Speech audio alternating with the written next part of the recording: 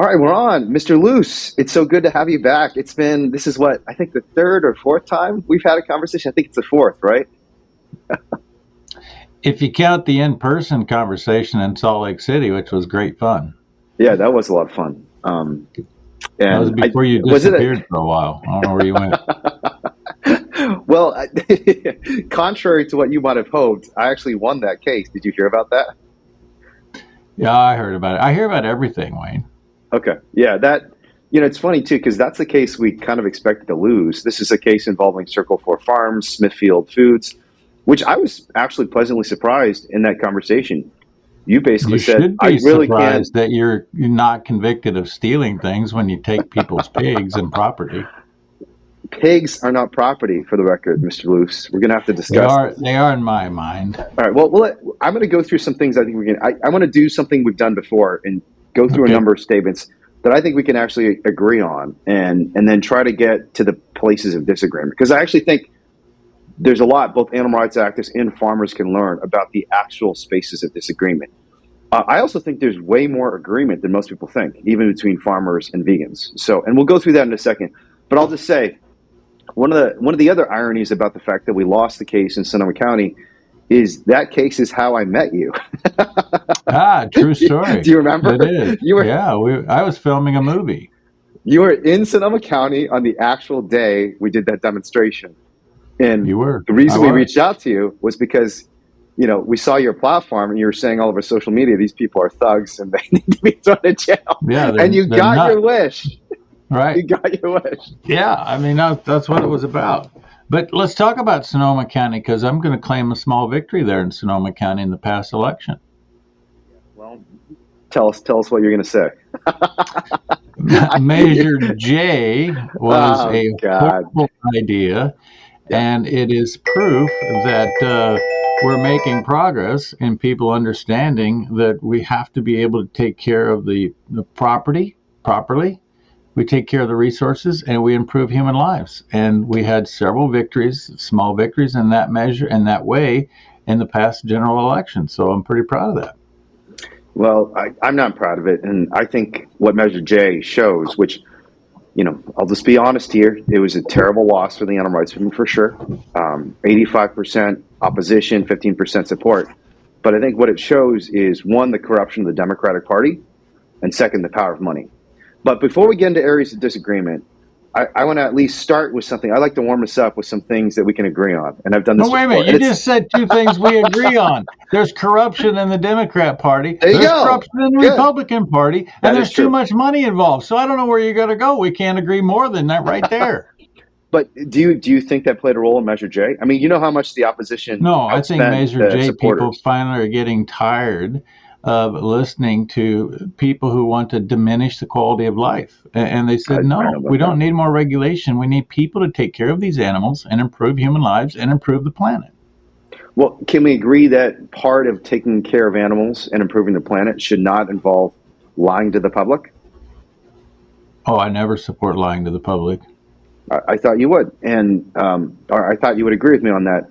And kind of one of the biggest opponents of Measure J, the same company that put me in jail, the same company that I protested on May 29, 2018, has lied to the public repeatedly, including under oath.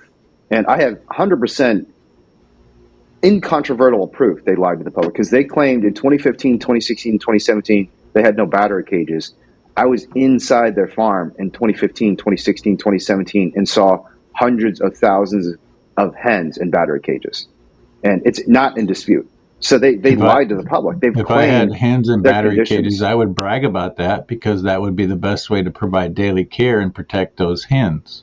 See, this is why I like you, though, because you're actually honest about what you believe. While a lot of these companies, especially the bigger companies, they try to pretend they're not using gestation crates, they're not using battery cages, or whatever the latest fad in the industry is, and they're just outright lying. And this was my complaint with Smithfield. This is part of the reason we won that case, because the jury, when they heard, look, we were here because we were actually trying to serve the public. We weren't trying to antagonize the public or even consumers. We just thought you had the right to know. And the same is true of Sonoma County. We thought consumers should have the right to know. This is not, obviously a lot of people involved, including myself, are vegans, but this is not just a pro-vegan protest. This is a pro-transparency protest. And this is one area where I'd hope, this is actually on my list of things that I hope we could agree on, which is that big companies shouldn't lie to the public. Yeah, I don't believe anybody, big company, individual, or somebody campaigning for office should lie to the public. That's never a good thing. Yeah. So then if I could give you proof that Sunrise Farms and Weber Family Farms had lied under oath, not just to the public, it lied under oath about the existence of battery cages, would you join me in campaigning against factory farms in Sonoma County? Most likely not, because there's a big stretch between making sure somebody tells the truth when they've taken an oath and ending what you call factory farming, which I say doesn't exist. There's two different things. Well, say more about that. Why do you think factory farming doesn't exist? Well, because you've created the illusion that the factory farming is just all automation, dark, cramped spaces, when in fact we have the same number of people engaged in agriculture that we did throughout the course of any time in history. It's just that we have less ownership. Now, we could have a very fruitful discussion about the consolidation of the ownership of farms. I'm equally concerned with anybody else, and I assume you're concerned about that as well, that the consolidation that has happened and occurred is dangerous for all of us. And that's a different discussion, though, than the actual care of the animal. Yeah, and you're right about that consolidation, because in Sonoma County, for example, Sunrise Farms, this egg farm that it's strange you're saying this, but you defended Sunrise Farms, which is one of 3 remaining egg farms in Sonoma County. A generation ago, there were 2,000 egg farms producing commercially for local residents and Californians to buy eggs from. Now it's down to 3. And each of these facilities has, not just thousands, but hundreds of thousands or millions of animals. And that's one of the reasons, we have a complaint about this industry, because with great concentrations of power, there's great likelihood for abuse. And again, that's not just abuse of the animals, it's abuse of local customers and citizens too. And that's exactly what happened at Sunrise Farms, in my view. So you talked about how factory farms are not these dark, cramped cages. Have I ever shown you footage from inside Sunrise Farms? Have you seen footage from inside Sunrise Farms? I saw it day one. I saw it the day you were there. Yeah. Oh, did they bring you in? No, I saw your footage. Oh, you just saw the footage of us walking around from the live stream. Yeah, illegally. For the record, that's on appeal. For the record, you were in a person's property without permission. There is no appeal. You're illegal. Yeah, well, I mean, we'll see. We actually just filed the appeal on Friday, and among others, Larry Tribe, who's probably the most prominent constitutional law scholar in the nation, he's at Harvard Law School, signed on to, or is going to be signing on to an appellate brief defending our right to rescue, on the grounds that, well, here's an area where we might be able to agree. Can we agree that cruelty to animals is a significant evil? Yeah, absolutely. We do agree. Okay, great. So the court in the Sonoma County case ruled that cruelty to animals is not a significant evil because animals are not human beings.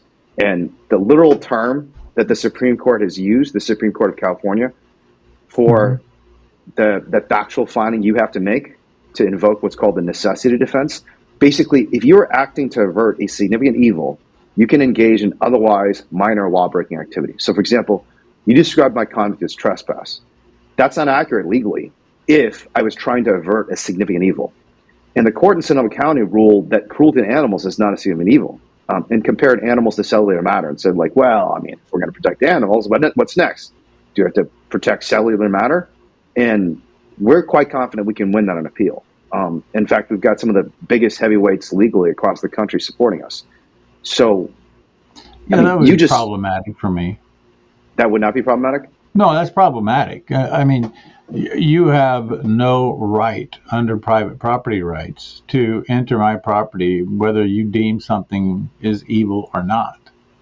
And I have a clear delineation between an animal that we have domesticated, one that we care for, and we ultimately produce so that we can improve the planet and improve human life. That's completely different than my kid. And you cannot compare because the kid has a soul, the animal does not have a soul. Okay, so let's compare this to a dog then. This is actually a point we make in our appellate brief that we just filed. Yeah.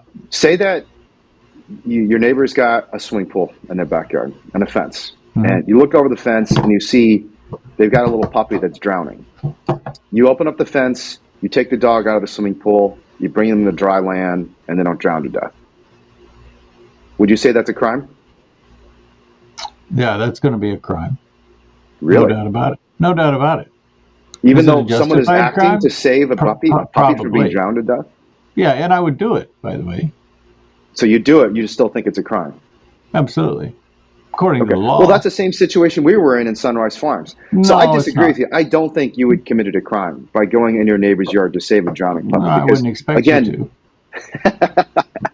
Well, I don't think it's a crime because under the necessity defense in the state of California, again, if you're trying to avert a significant evil and you don't have another legal alternative, you're entitled to do this. And this is the difference in the law between an excuse and a justification. Necessity is actually a justification. The law actually encourages us to engage in behavior that's pro-social, like saving a dog, saving a child, saving someone from a burning building. If you knock down a door and save someone from a burning building, you're not a criminal, you're a hero. And you haven't committed burglary, you've tried to rescue someone. And by the same logic, if we find a bird, and we did find a bird in this condition, who is partially cannibalized, and we have 2 years of evidence showing that animals have been cannibalized routinely because they're confined in spaces that are so tight that, and because their beak trimming is done so improperly, that animals are literally going insane and tearing each other to pieces alive, then I would say that is even worse than a puppy drowning. That is an animal being cannibalized. And that's something we actually found on that day, on May 29, 2018. Animals are cannibalistic in any environment, though. Really? Absolutely. We have Say chickens. More about that. We have chickens that are your anybody dogs would consider cannibalizing to each be. Other? Well, pigs will cannibalize each other. Chickens will cannibalize each other in any environment, not just in that particular farm. I mean, that's the way they are. And so then you have the whole predator-prey relationship. So I've done chicken rescue for 20 years and worked at probably close to 100 sanctuaries. Never heard of a chicken ever cannibalizing another chicken. Just never heard of it. And I have talked to biologists about this who study animals in the wild. And cannibalism is relatively rare practice because cannibalism is extremely dangerous to an animal because whatever pathogens are growing on the decomposing corpse of another member of your own species potentially can endanger you. So I think just as a factual matter, I think you're incorrect that cannibalism is actually relatively uncommon. When it's practiced, it's practiced in very unusual circumstances. I got a fly that's about to be cannibalized by a guy. I'll tell you that right now. Oh, please, come on. Not with an animal rights. Not with a host who's an animal rights activist. Okay, define cannibalism though for me. Yeah, that's a great question. I would say cannibalism is the consumption of flesh of an animal of the same species. I don't think it has to be entirely, So, for example, vent pecking that you see in egg farms, they often don't consume the entire corpse, but they'll be tearing pieces of the animal off and eating those pieces. Normally from the vent. I forget. Do you do egg farming? Do you know about vent pecking? Well, I don't know what you mean by do I egg farm. I have a few chickens raising my own eggs. Okay, but it's not an egg farm. I mean, it's just correct. Yeah. I mean, yeah. So, and 12, I doubt 12 chickens is not really an egg. Yeah, that's not an egg farm. And I doubt these chickens have cannibalized each other. Do you see them tearing each other to pieces or, tearing each other's cloacas? A chicken will eat a dead chicken if it's laying there long enough. No doubt about it. But a pig will eat a pig. A pig will kill the pig. A chicken won't typically kill the other chicken. But if something kills the chicken and it's still laying there, they will eat it. They will be cannibalistic. Yeah, I think that's extremely uncommon behavior, and it only happens when animals are confined. No. Yeah, I mean, I'll disagree with you on this. I'll send you some studies about this. I got studies in my yard. But you take a buffalo skull, and I've done this. And you have a buffalo skull that you want to do some art on, or whatever the case may be, mount it, whatever. You put it in that chicken pen, and they are wonderful meat eaters. They will just pick that thing clean in no time flat. Yeah, chickens are omnivores. They do like eating meat. I agree. Yeah. But it's different when a chicken's pig actually... will kill a pig and then eat it. I've literally never heard of this happening in a sanctuary or even in the wild. I'm sure it has happened. Oh yeah, it's extremely abnormal behavior because it's just counter-evolutionary. No, I've cared for 1 million pigs in my lifetime, and I've had pigs in every environment. I've had pigs in environments that you would be targeting. I don't currently. We have them outside, and we don't have what you would consider confined facilities. And if there's a pig that has something wrong that shows signs of weakness, they'll gang up on it, kill it, then they'll eat it. Yeah, I think we're going to have to agree or disagree on this, and I think it only happens in abnormal and unnatural situations where animals are improperly being confined and being denied opportunities to engage in natural behavior. Can we at least agree? There are sows in Texas where there's large numbers of feral hogs, and if a sow is farrowing and another sow or boar comes upon that sow farrowing, those animals will eat those babies as they're born. Yeah, that is true. Yeah, the infanticide is something that does happen in nature. I agree with that. But what doesn't happen is an animal slowly being ripped to pieces alive, as routinely happens in egg farms. And this is what the industry calls vent pecking, right? Cannibalism spreads through an egg farm. It's almost a cultural thing. And when there's a weak or injured animal, when an animal is perhaps suffering from some sort of reproductive injury from constantly straining and getting the eggs out, maybe they have vent leak or something like that, the chickens will start pecking. And when they see that bright red color, and when they're psychotic from the confinement, they'll just descend on the animals that have these injuries on their vents. And you'll see animals that have been vent pecked. You'll see basically their internal reproductive organs pulled inside out, like in a prolapse, and it's all shattered and ripped to pieces. And that happened at Sunrise Farms. I mean, we pulled hens out that day that had died from vent pecking. And that's not normal behavior. You're not going to see that. Partly because a hen can get away from other hens when they're in an actual yard. You're not going to just sit there and allow your vent to be routinely and kind of constantly torn to pieces by the other chickens, right? So can we agree that at least is messed up and shouldn't happen? I don't think so.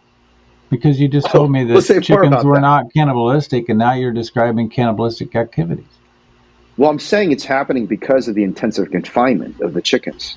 Like, so for example, if they're in a battery cage, there's probably a maximum 5 in there, and the reason that there's only 5 is because that decreases that pecking order challenge, which is what it's all about.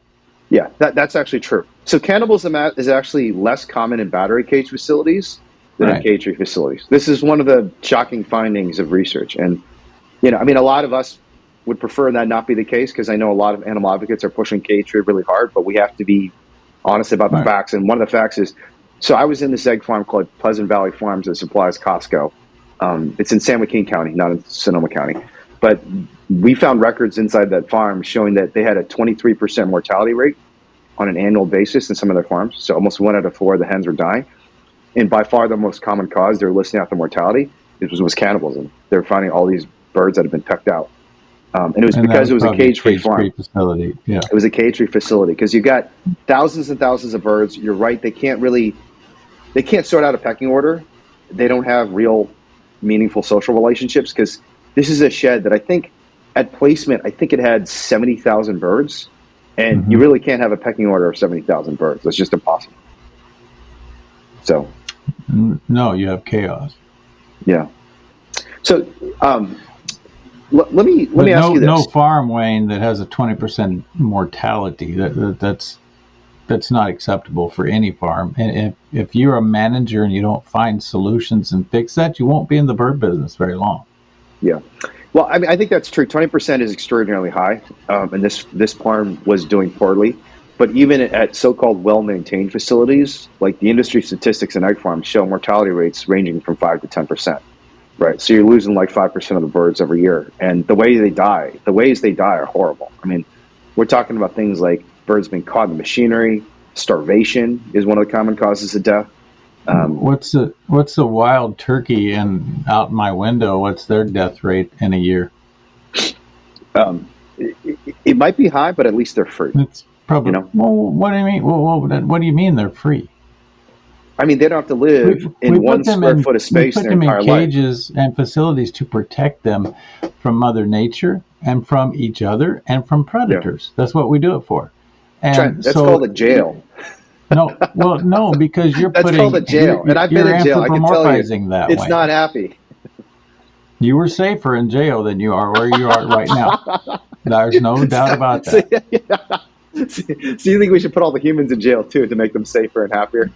No, but you cannot transfer human qualities to these food animals. It's that simple. And turkeys have a very high mortality rate because of all of the things we just described. If you take a turkey and put it in a facility, you have the ability to manage those risks for mortality. Yeah, that's not an unfair point. And this is a complaint that a lot of people make about the animal rights movement. And I think, unlike a lot of animal rights activists, I'm not going to pretend that's not true, because I think the wild is terrible. There's a lot of suffering in the wild. I actually did a podcast recently with somebody who's a specialist in wild animal suffering, and I think it's serious. But I think the answer is not, things are terrible in the wild, so let's also do terrible things to animals when we can find them. When you take responsibility of an animal, you now have an obligation to prevent this animal suffering. And 5, 10, 15, 20% of the animals dying, especially dying in horrendous ways like starvation, like ascites, like cannibalism, that's unacceptable. In the same way that, look, if you had a bunch of stray dogs running around the street, a lot of them would die. That's very true. That doesn't mean if you take in a dog and bring them into your household, you can allow that dog to starve to death. There's a lot of starvation out there in the wild for stray dogs. But if you took a dog into your home, and I know you wouldn't do this, Trent, right? You would not take a dog into your home and allow them to starve to death. Yeah, that happens routinely in factory farms, because guess what? When you've got 70,000 birds, you can't even keep track of them. How are you going to know if one of them's starving? And that is very commonly a cause of death, not just in egg farms, but large commercial pig farms too. Starvation is one of the 3 most common causes of death among pig on one thing. Please. If I had a barn with 70,000 chickens in it, and I walk through it every day, because it comes back to stockmanship, you have to implement stockmanship. I assure you, by just simply walking through that barn, if there is a one chicken with a problem, I'm going to detect it.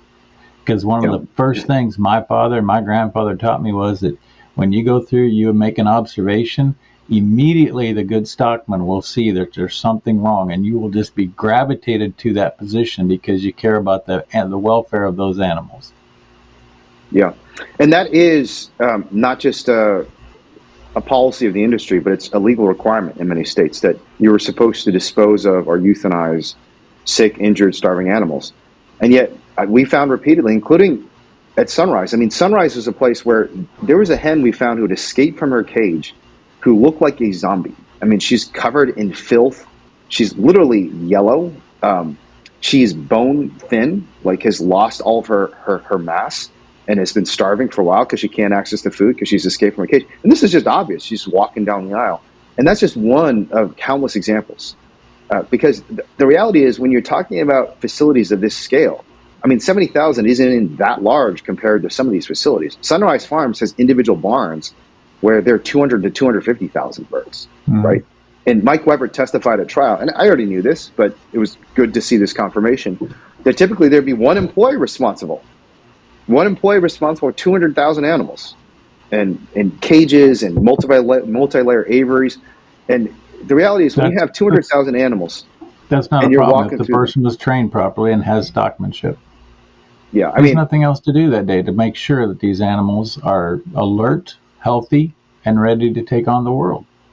Yeah, I think that, one, these employees are not just doing one thing. They're not just caring for the animals. They're making sure the eggs are being produced and the eggs are intact. They're making sure that the machinery is working well, that the manure, they've got these kind of conveyor belt like machines that take all the manure out and dry it out. They have to make sure all the manure is getting out properly. There's so many different obligations they have. And I've seen many occasions, including, within the last couple of years at chicken farms so there was a chicken farm that I was at once, where we went there multiple days over a course of about a week. And every single day we went there, we would see downed animals in exactly the same position day after day after day. And you're right, that shouldn't happen. And you're also right that if there's good stockmanship and animal welfare, that won't happen. The problem is, most of these companies are not primarily concerned with animal welfare. And making sure a chicken who's starving and collapsed on the ground is properly euthanized or given veterinary care, it just rarely actually happens because it's not helping their bottom line in any way. It doesn't help them in any way. It's just one chicken out of 70,000. Which means that they're going to be put out of business, Wayne. If they're not caring about animal welfare at the top of their list, they're not going to be surviving in the business, because that's the number one determining factor on whether you're sustainable or not. Yeah, I mean, I think the fact that Sunrise Farms is still in existence, that Smithfield Foods is still in existence, shows that's not true. Because Smithfield Foods has stated themselves that some of the things we actually saw at the facility should not exist. You stated that some of the things we saw at Sunrise Farms should not exist. Downed animals, sick animals, starving animals. Yet they do exist, and these companies don't just survive, they're the dominant players in the industry. I mean, Smithfield Foods is the biggest pork production company in the world now. It's owned by a Chinese billionaire who spread the technology that Smithfield uses around the world. And the fact that they continue to not just survive but thrive shows that this is an industry that doesn't just allow abuse, but it can thrive while abuse is occurring. I don't know that Smithfield is thriving. I think that's a mischaracterization. They're talking about spinning off part of their pork division because they're not doing well. I'll not say anything kind about the Chinese ownership. WH Group is who you're talking about in Hong Kong.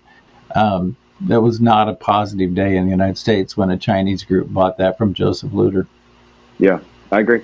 Yeah, I think at the time it was the biggest transaction by a Chinese company purchasing an American company in American history. I think there have been some transactions that now exceeded that. It was all financed by the CCP, by the Chinese Communist Party. And it was ironic to me that all these Republicans who, love to saber rattle about how dangerous the CCP is, the Chinese Communist Party, were totally fine with the Chinese Communist Party basically buying out the entire American pork industry. And one in three pigs grown in the United States are owned by Smithfield Foods. Yeah, it's crazy. So here's the one area where we might be able to agree related to this. Can we agree that the subsidies of factory farms should end? I am in favor of ending every subsidy to every company, every person that the federal government or the state governments currently pay people, because you and I, Wayne, owe the federal government right now $106,762. I don't have that money. My grandkids won't have that money. Nobody has that money. All subsidies must stop now. Yeah. And you're talking about just the national debt? I am. 36 trillion divided by 330 million. And there's a U.S. debt clock. You can look at it by the minute. Yeah. Yeah. And I agree with you 100% that it's the fact that we are in so much debt and so much of it is being driven by things like subsidies. We spend far more on farm animal subsidies than we spend on putting poor kids in homes. They're homeless kids all over the nation right now. So where's that farm animal subsidy? Well, under Trump, a lot of it was just because of trade wars, right? I mean, he was subsidizing companies like Smithfield. And it was deeply ironic because Smithfield is owned by a Chinese billionaire. Yet Smithfield basically applied to the U.S. government and got, I think it was like hundreds of millions of dollars. I don't remember the exact amount. But basically, there are these programs the U.S. government basically began to manage beginning in 2017, 2018, where they would give billions of dollars to factory farmers who were affected by kind of increased cost and reduced markets because of tariffs and export controls that were placed on the farming industry by Trump. But Biden has basically continued that same pattern. And, on an annual basis, we're talking about tens of billions of dollars in direct government payments to farms. And beyond that, there's all these, I'm sure you know about this, like insurance programs where the federal government essentially pays for crop insurance, reduces the cost of crops that are fed to factory farm animals dramatically. And so we're talking about, one of the biggest federal expenditures in the nation. And it's something that, unfortunately, not a lot of people talk about on the left or the right. And I'm glad we're in agreement on this one, because I think it's a travesty. Yeah, I was just digging it up. 1.2 billion was paid to farmers as a result of that broader bailout by Trump in 2018, excuse me. But this is one contention of pride that I have, and I'm arguing with many of my fellow farmers and ranchers in today's world. Not many cattlemen. I don't argue with cattlemen because cattlemen typically don't get subsidies, nor do they take subsidies. My wife and I have not taken $1 from any USDA program. We never have, never will. And until all of us move to that point in time, the U.S. agricultural system and the ability to feed this nation is in peril. Yeah, I agree with that. So this is another area where we agree. I'm looking at the numbers myself. I was on the Trump Ag Advisory Committee, Wayne, and what I witnessed during that Trump administration in terms of the size of government growth was embarrassing, and nobody wanted to pay attention to it. And you just walked through why it took place. Yeah. So why do you think it is that the public? I mean, I understand why some of the farm companies, like I understand why Smithfield likes these programs. Why do you think it is the public is not more responsive to these complaints that you and I have about these subsidies? Well, because the truth of the matter is that if we look at the greater farm bill, and we have to talk about subsidies, which typically come out of the farm bill system, although what you're describing came from other sources, but that hasn't happened again. That was a special circumstance. Nearly 80% of the total subsidies paid through the USDA farm program are for women, infants, and children, and SNAP benefits. So mostly it's people that get those subsidies, not farmers. Yeah, but there's no reason. I mean, and I think hopefully we can agree that, hungry kids need food, right? That is part of the farm bill. I agree hungry kids need food, but it's not the taxpayer's responsibility to do that. So what do we do about the starving kid?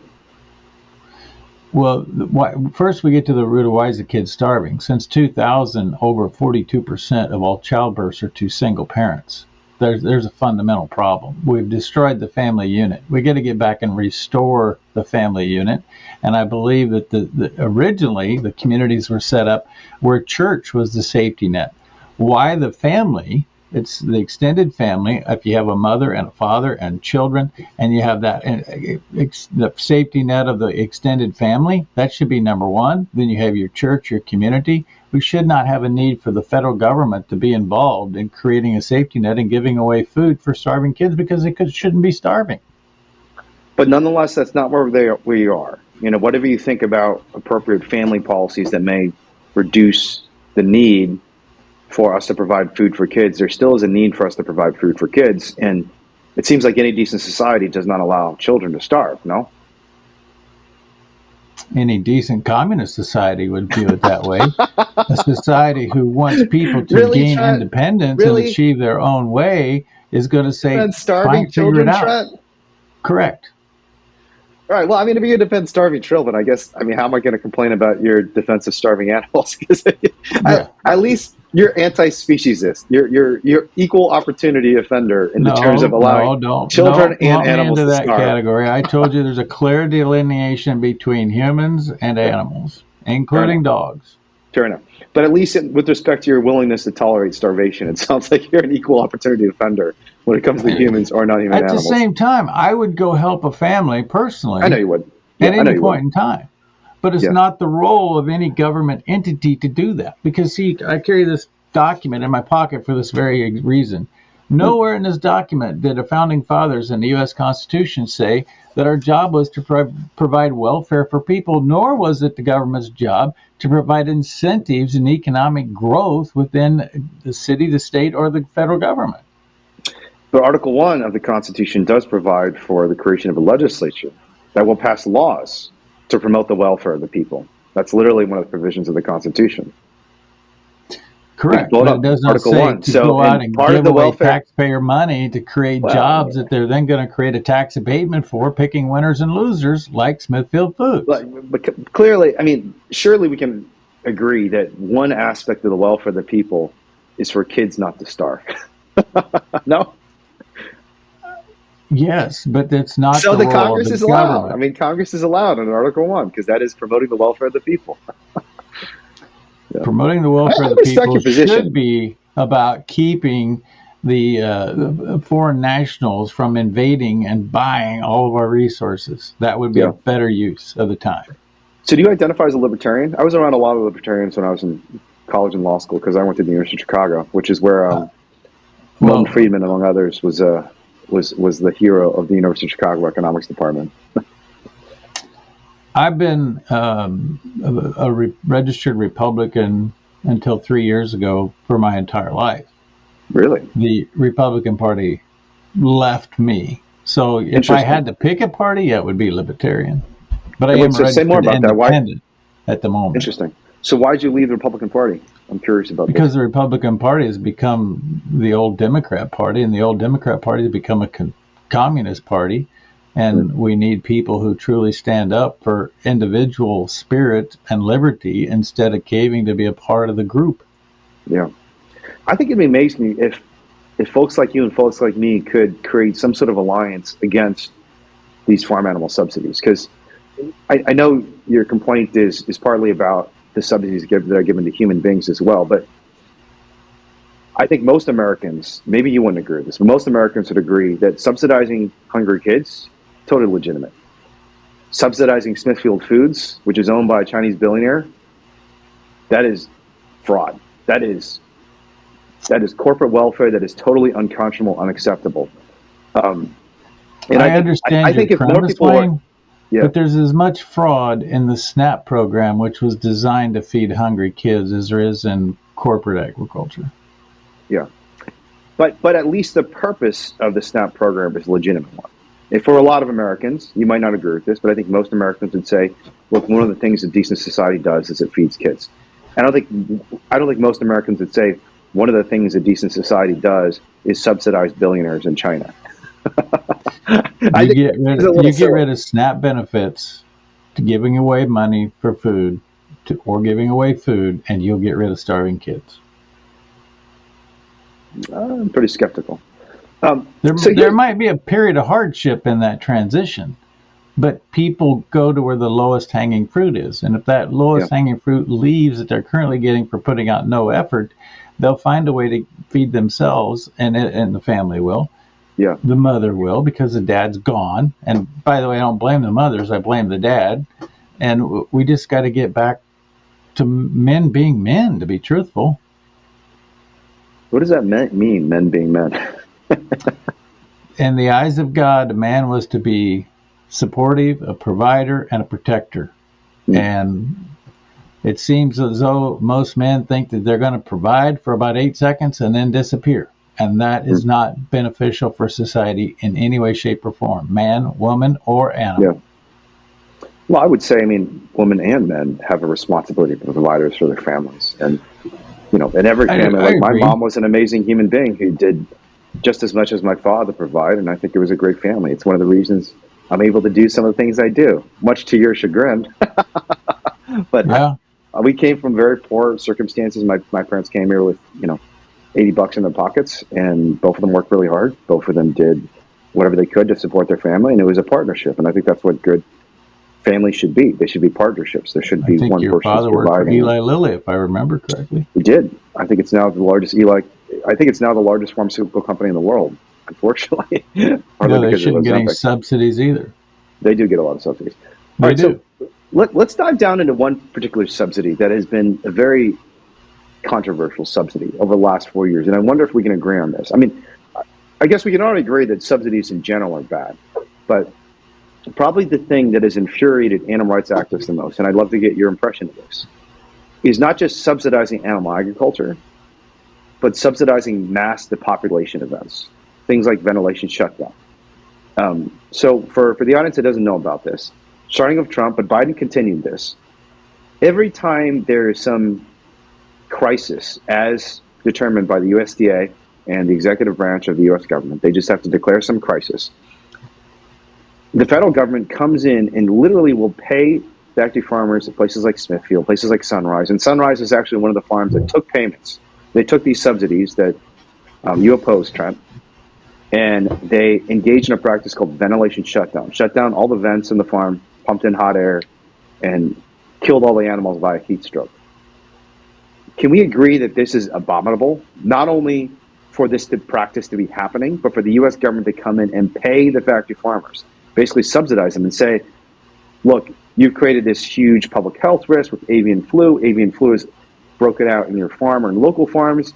You're going to have to kill all your animals. We're going to pay you to do it in the most torturous way possible. Surely that seems unconscionable to you. It does. Is that how they're euthanizing the turkeys and chickens in California in 2024 that have had positive tests for H5N1? Yep. Yeah, and it's not just the particular chicken. I mean, they basically kill all the chickens at the entire facility, and sometimes even neighboring facilities, because they're concerned about the spread of H5N1. And Mike Weber did this. Sunrise Farm, the company you defended in 2018, and the company that we tried to stop in 2018.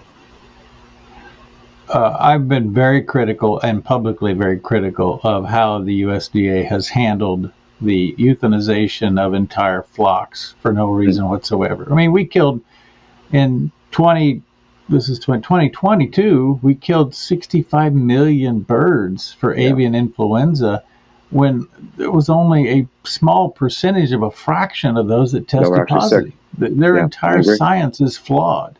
Mm-hmm. I do not support what they're doing in any way, shape, or form. Why do you think this is allowed? I mean, can you explain this? Because you're right, it's a waste of everything. It's a waste of the animals' lives. It's a waste of money. It's a waste of taxpayer resources. We're spending. I'm looking at the numbers right now. So this has been classified as pandemic assistance. In 2020 alone, the U.S. government spent $23 billion in pandemic assistance for factory farms and agricultural corporations that were doing things like ventilation shutdown. Yet under Biden, it continued. In fact, it even kind of went up. Because H5N1 in 2020 was mostly COVID-related pandemic assistance, but after 2020 it was H5N1, these avian flu outbreaks, where the government would just come in and pay you dollar for dollar the same amount usually that you'd get at the market, but instead of selling the turkeys for someone to eat. It's close. It's usually 75%. No. It's usually 75%, but depending on the type of program, sometimes it goes up to 100%. And because a lot of times there's a lot of gaming of the fair market value, my understanding is the companies often make as much or more money from the government as they'd be making on the market. I have many friends who've had to euthanize entire flocks because the USDA told them they're going to come in and do it. Mm-hmm. And they were closer to 50%. It's not in any way, shape, or form something that any farmer or animal owner wants to go through. Yeah, and I'm concerned that it's a USDA working at increasing the number of hurdles to be a part of the food system. Yeah, and why do you think that is? Do you think it's just kind of antitrust, monopoly power? They're working with the biggest corporations to shield them from any sort of accountability or scrutiny? Clearly, the consolidation that occurs because of the policies of the policymakers and the USDA today is because there's you can go look at the PAC money that is spent, mm-hmm. and they're picking winners and losers. They're deciding who's going to continue to play, and they have their natural evolution is to get rid of the people who I care most about, which are the small producers. Yeah, which I am one of. Yeah, the American Farm Bureau. What do you think of the Farm Bureau? Just out of curiosity. They have the potential to be the advocate and the spokesperson for every one of us, and they tend to get a failing grade from me on an annual basis. Yeah, this is another where we agree, because I think even if your main concern were just the human beings who are producing food, the Farm Bureau, which nominally represents those human beings, is not doing a good job because it has been corrupted by big money. There's an enormous amount of money that comes in. They can take unlimited donations from corporations, and of course it's the biggest and most powerful corporations, places like Smithfield, places like Sunrise Farms, that give the biggest donations and contributions to local farm bureaus. And there's been a lot of exposés showing that the policies they enact are not just bad for animals and consumers, they're bad for small farmers too. Absolutely, I agree. But I'm also going to turn the tables on you. Because the American Society of Protection of Animals, ASPCA, and the Humane Society of the United States, both animal rights groups, have annual revenues of $500 million a year.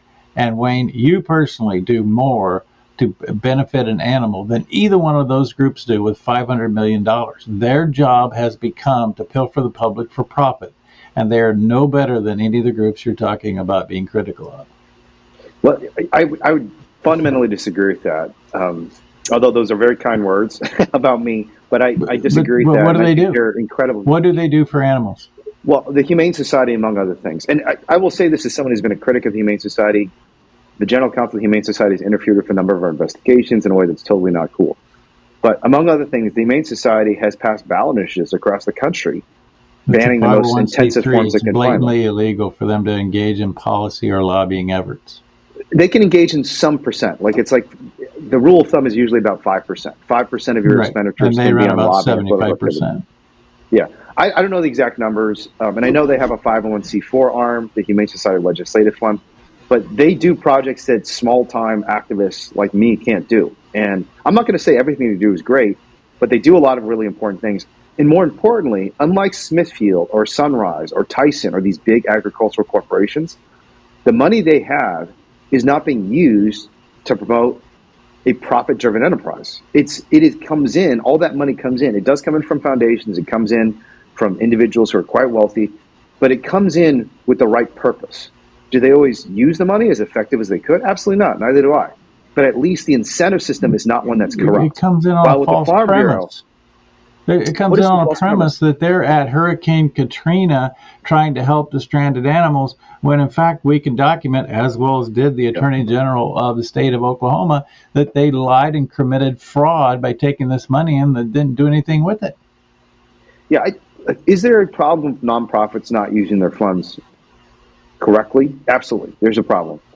And I'm sure HSUS has had that problem as well, because every nonprofit, this is just the human condition, It's easier to be lazy. It's easier to not do things that are hard and pretend you're doing things that are successful or difficult when you're not. But there's still a fundamental difference between the Farm Bureau and the animal rights nonprofits, in that the Farm Bureau has an incentive. It's a structural problem. It's a systemic problem where the money coming into the Farm Bureau to lobby the government to change policy is being done to expand the power and financial might of large corporations. And there's no one. There's no one behind the HSUS who's like that. There's no nefarious corporate entity. You need to go study John Deere and get all over their lack to give the farmers the right to repair. And the Farm Bureau is in the mix of that. That would be time better spent for you, Wayne. I've heard a little about this. But say more about this. This is basically John Deere donating to the Farm Bureau to prevent rules that would allow kind of replacement parts or something. Just say more about that. So John Deere has a policy where you cannot repair your own tractor. So if you buy a $300,000 tractor, and I'm just arbitrarily picking a number from one of the mid-sized tractors, and you take it home, not only do you not have legal permission to repair it yourself, you have to have a computer code and a key in order to get into their onboard circuit system to fix your own tractor that you own. Wow. Even greater challenge, let me finish that thought. And so then Farm Bureau's involvement in that is that in January of 2023, Farm Bureau came out and had made a very public statement that they reached a memorandum of understanding with Farm Bureau that they're going to work at allowing farmers to do more of their own right to repair.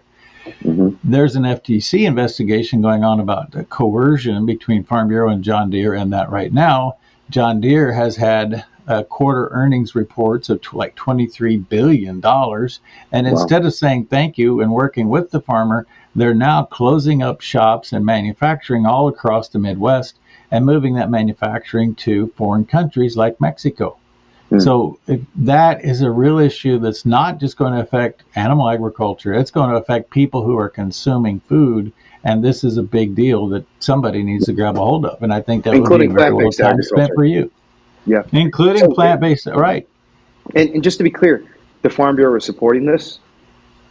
Farm Bureau came out with a policy that they are working on behalf of their members, the farmers, and trying to reach a memorandum of understanding. But it is apparent that there was something else going on behind the scenes, and that was not honest and upright in their announcement.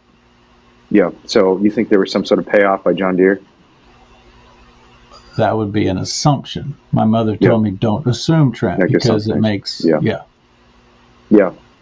This is the sort of thing that I think, when you hear about this, you really think all Americans, farmers, vegans, all of us should be combining to fight some of these shenanigans, because the system's just broken. It's completely broken. And you're right that it's endangering all of us, because, if one company controls all the tractors in the world and you can't even fix your tractor without their consent, if one company controls all the seed in the world, and you can't even plant new seed without the consent, if one company controls all the food in the world and all the antibiotics in the world, 70 to 80% of all antibiotics in this country are being fed to farm animals, and all the big poultry companies are now reversing themselves. They said, we're not going to use antibiotics, and now they're turning around and claiming, we're going to use antibiotics again, just not human-grade antibiotics, and that's false, too. Because we've seen, I've seen inspection reports from these big poultry companies showing they're still finding things like antibiotic-resistant salmonella, and not resistant to non-human antibiotics, but resistant to things like cephalosporins, like really, really important, critical antibiotics that are being used to save kids. They're used to save pregnant women who suffer from serious infections. And like, these systems just aren't operating to help people. They're operating to help corporations, and the animals and the people are aligned in this regard, because animals and people are both victims of these massive concentrations of power. And I hope this new administration, this new administration that's coming into office, there are a lot of things I don't like about the administration. It sounds like you're not happy with the Republican Party either. One thing I do like about this Republican administration is J.D. Vance has been very, very supportive of antitrust work. So he has said very good things about Biden's FTC head, Lena Khan. And I think Lena Khan has done extraordinary work in tech and agriculture, across many different spaces to try and break up corporate power. But I don't know. I don't know how you're feeling, but do you think this administration is going to do anything about these massive consolidations of power? No. Really? Why not? Because you think they're just part of the game? They're all part of the game. Yeah. Pretty clearly. There's going to be a lot of people in my world that have their hopes very high for where we are setting on what is supposed to happen in January with the new inauguration, and I think that they're just going to be more disappointed by the day. Yeah. Yeah, I have zero faith in the government, Wayne. Yeah. So what do you think is the solution then? If we can't... The solution... Because I agree with you. The solution is very easy. We've had too many people that have been sitting back thinking that there's some elected official that's going to take care of their problems. The founders that wrote this document, they said you have to be a dutiful citizen. You have to go forward and make these things happen. We've had a tremendous success story that's not related to animals in the state of South Dakota. Was Referred Law 21, passed by a unanimous decision, where it basically said we're going to keep the control of what happens in our counties, and it was all stemmed from the CO2 pipeline initiatives, to make sure that our county has a just say. And a friend of mine said in an interview with me this week, he said, the citizenry of South Dakota figured out they are the government, and now you will not stop them. We need every state to figure out you, the people, are the government, and then these bureaucrats who are sitting in the way will not be able to throw the roadblocks they've been throwing. Yeah. Do you think that's possible in a country of 330 million people? Yes, I do. I think anything's possible. Have all, yeah. I think it takes momentum. Look at all the people that caved and foolishly took the death jab, otherwise known as a COVID vaccine. They did it because they thought it was the right thing to do. So, that's killing people. So once we get the right momentum in giving power back to the people, it too will become contagious, and we'll go forward and make a difference. Yeah. Yeah, the amount of distrust we have in institutions in the United States. So I don't know if you've been following some of the polling on this, but the Gallup poll has done this poll pretty much every year about trust in various American institutions. And it's not just the government, and it's not just the media. Every institution is losing trust. Even the military, police officers, every institution is losing trust. So I think we are at a moment where people are rethinking things. My big concern is it's really hard to coordinate 330 million people. I mean, in places like South Dakota, you've got a much smaller population. You're in Nebraska, right? Correct. Yeah. So Nebraska too, much smaller population. But even Nebraska is a big state. It's got a lot of people. We only have 1.7 million. You had a Measure J in Sonoma County. You got Initiative 308 and 309 in Denver, Colorado. And this is the fur ban and the slaughter ban in Colorado. Correct. Both of which also lost. Correct. So, you got major glimmers of hope, and I see where our work is paying off, and people are saying it's time to take this under control. We got to put Wayne at bay. He's not going to rule our lives anymore. I wish I ruled anyone's life. I wish I ruled my own life. I don't know if I have control over my own life. That ultimately is our goal, that we run our own life and we don't sit back and let somebody else do it. Yeah. I mean, part of that is just finding social arrangements and just cooperative arrangements where we can work together with the people and the animals around us. Because, and this is the complaint I have with libertarianism. It fails to acknowledge that our fates are intertwined. Everything you do affects me, and everything I do affects you. And that recognition, I don't think it necessarily leads to communism per se, but it should lead to something like a communitarian mindset about how to organize society and its resources. Just this recognition that our fates are intertwined. And the problem with a society of 300 million people is it's really hard to develop a sort of empathy for 300 million that you might have for one neighbor. Because I agree with you 100%, for example, about a starving kid. I have no doubt that if you saw your neighbor's kid starving, because, maybe there have been some terrible accident or medical issue and the family wasn't being able to provide for their children, I'm sure you'd jump in. But that's one kid. Yeah. When you're talking about 300 million kids across the country, when you're talking about 7 or 8 billion human beings across the planet, I think we need systems, and that includes government, to make sure that no one falls behind. Because otherwise, these big, powerful systems will run people over, including small farmers like you. Because inevitably, the farm bureaus of the world, the governments of the world, they will respond to the big corporations like Smithfield and Sunrise and Tyson, and not to you or me. Well, you got to get louder then, because I get response. Let's do it. What do you think has been most effective? You're going to create negligence on my animal care, though, Wayne, if we don't turn me loose here pretty quick. Yeah, let's finish it up. Any final thoughts you have? I mean, so let me ask you this then. What do you think is the most important thing for farmers or vegans to learn about resisting these big concentrations of power? Is it just to get loud? Like, what is your most important? To get loud, but be a better listener, because we're not really paying attention to what's being said and what's going on. We go about our lives and do our own thing. And then if you get loud, but you don't understand what you need to be talking about because of what is driving that particular situation, it doesn't matter how loud you get. But if you're a better listener to begin with, then you know where to go focus your time and energy, and you can be very effective. Yeah, that is extremely profound, Trent. And it's one of the reasons I love talking to you. Because I think you do a good job of that yourself. Like I said, the first time I reached out to you, I was shocked you were even willing to talk. And you've demonstrated over the last 7 years that you are a very good listener, and I appreciate that in you. Well, I try to be. I do more listening. Well, my mother. It all comes back to my mother, because I grew up in a family with a father and a mother, and my mother reminded me about once a week, Trent, you have 2 ears and 1 mouth. Use them accordingly. Yeah. Those are wise words. All right, thank you, Trent. I don't want to keep you from animals. I appreciate your time, Wayne. and I'm sure we'll do this again sometime soon. Okay? Yeah. All right. Thank you. Bye. We don't have to hurt animals. You can protect them. We don't have to kill them. We can care for them. And that's who we're meant to be, right? That's who we are when we're at our best. We're caring for each other and for the other living beings of this earth and not hurting them.